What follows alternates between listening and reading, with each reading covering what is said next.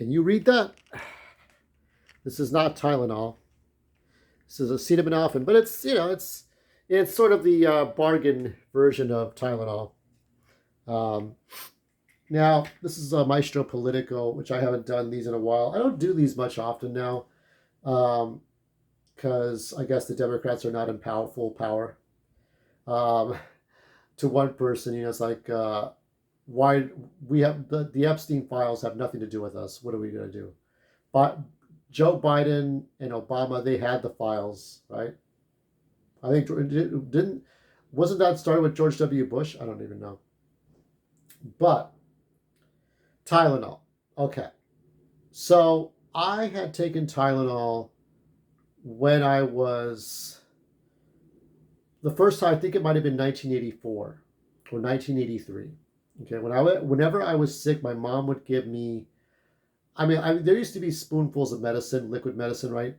But I would get these little pink caplets of these little pink tablets of Tylenol.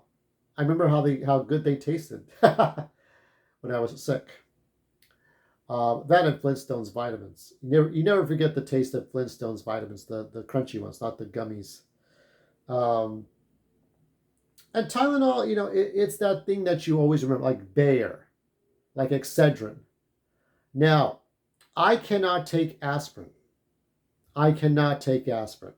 As a bleeder, as a hemophiliac, because you fuckers are not doctors and you're not scientists, only in the end, only your primary care physician knows what's best for you. Not necessarily Trump, not RFK Jr., not Democrats or Republicans, but your doctor does. And if you spend enough time with your primary care doctor, they will tell you what you should be taking or not. So I cannot take Pepto-Bismol. I like the taste of Pepto-Bismol though, but I could not consume that. That would not hurt. That would be harmful to my blood system. Aspirin will thin out my blood. Aspirin does do that. So as a bleeder, I cannot take this shit. I can take acetaminophen, and I can take naproxen. And as you know, my medications. I don't know if I've shown anybody my medications, but I might as well. Hold on. Because these things take time. You have to take time doing these things. Okay. So in here, this, you see, that is my medication. So, one moment. So that's what I take, the little pen. I'm taking that as part of a study, but it's an anti-hemophiliac recombinant. Okay. Now, I've watched a little bit of D-Day Cobra and a little bit of Steven Crowder. Now, they talk about the fact that Tylenol admitted back in 2017 when Trump while Trump was firing his staff, and we all remember that from administration 1, we're now in administration 2, when he was firing people from his staff, firing people that were not reliable, Tylenol came out and said, if you're pregnant, if you're a woman, obviously, I can't have babies, do not take Tylenol. They said this in a tweet on Twitter way back then. And I say this because women are there's viral videos of women popping Tylenol when they're expecting a baby. They say it's supposed to cause autism in your baby. Why would you want to cripple your baby? I don't know. I think back, and I know there's the Trump derangement syndrome, which I'll get to in a moment, but I remember a story about a woman who had cats. Now, the first cat she had, its paws were twisted towards its body. And this woman thought this was so cute that she had like this deformity of a cat. Now you have to remember, like, the British bulldog or the American bulldog is like a deformed British bulldog, I think.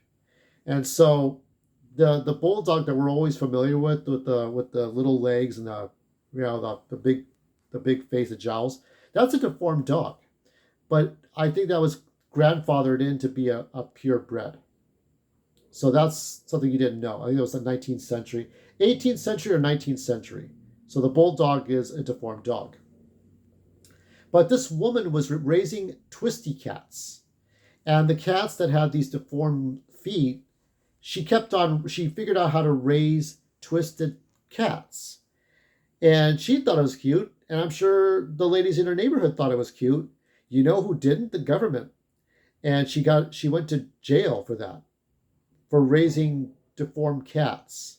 I don't know if she's out. She might be out. But she was doing this. She was farming those cats. So she was in jail for that. Okay. So when I think about when women are there women that actually want to create mentally handicapped children with retardation? I'm like, why would any woman want to do that? I was just having that thought right now. Like, why would a woman want to do that? I mean, are there women that purposely want to create a child that can't grow up? And if that's true, how sick is that? And is that one of the reasons you're popping Tylenol? It's not just TDS. You just want to keep your child stupid. That's horrible. I mean, every father that I've ever seen and known wants their kids to go to high school, go to college, have a nice job, you know. But even if it's not the job that they agree with, at least it's something that shows that they're full functioning adults, just like they are. And hopefully do better than they did. I mean, you want your kids to do better than you did. That's hopefully. But the TDS has gone up the roof. So with Jimmy Kimmel coming back, which I don't know why anybody would want him back. The only person, the difference between Jimmy Kimmel, before I tell you who the only person was that didn't talk about him, the difference between Jimmy Kimmel and James Corden is that Jimmy Kimmel knew how to keep his indoor voice. So Jimmy Kimmel didn't lash out at people in his restaurants. Jimmy Kimmel didn't lash out at people all the time. And James Corden did. So when James Corden left, people were like, okay, good riddance. And for some strange reason, when Stephen Colbert is on his way out, maybe it's a New York mentality, but nobody was like fighting for him to keep his job. And yet Jimmy Kimmel keeps his job. And they can make Tylenol jokes. And I don't find him entertaining. But the one person who stayed out of it was Craig Ferguson. Craig Ferguson has not brought up the whole Jimmy Kimmel thing or Stephen Colbert, which good on him. I never liked the last episodes he did the last couple of years, which was like 2013, 2014. Never cared for it. I thought the first couple of years that he had the robot sidekick and everything. Was it Jeffrey, the skeleton robot with the mohawk? I thought those first couple of years that he did the Craig Ferguson show was good. And I thought he made the best host. When CBS was shopping for a new late show host, after Tom Snyder, after Craig Kilborn, I think that Craig Ferguson had it. So good on him. He doesn't bring up the negativity, and you don't need to. I think the TDS is bullshit now. You're not cool doing this. Let me explain something to TDS people. You're not scientists. You're not doctors. I don't think hemophiliacs, there's only about 40,000 of us hemophiliacs in America. So unless any one of us is working for Trump or Elon Musk, I don't think we're going to get into any, or if Alex Borstein does something really dumb and some idiot says, well, because you're bleeders, you might be racist. That is my response. Can you see that? Because you don't know what it means to be a bleeder. You don't know what it means to have lupus or epilepsy or having one hand or one arm. Because if Trump or RFK Jr. or Vivek or Nancy Mace or Tulsi Gabbard or J.D. Vance or anybody from the administration crosses paths with a hemophiliac, okay? Or somebody with AIDS, or somebody with, because my brother died of AIDS, or somebody with hepatitis, because I had hepatitis and I was cured of it. And somebody makes a statement saying, well, I guess racists alike, whatever. It's like, how do you know? How do you know that? You don't know that. You actually don't know shit. You don't know nothing. So keep on not knowing nothing. That's how bad TDS is. And why do I say these hypothetical things? Because, like with Goya beans, remember Goya beans?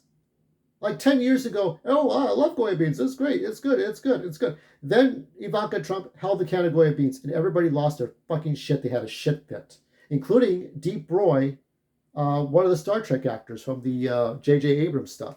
He lost his shit. For what? This is where we are now.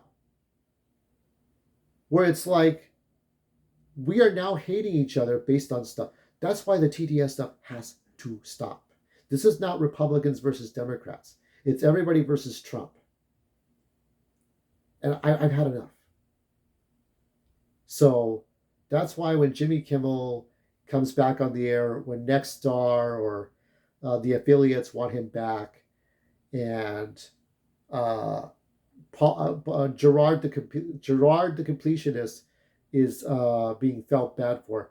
I'm like, did you all not forget the previous videos? Do you not remember the previous history? I pointed out how Jimmy Kimmel mocked Erica Kirk's walk-on with Guillermo, his sidekick. It's bullshit on top of bullshit. Do not reward bad behavior. That's it.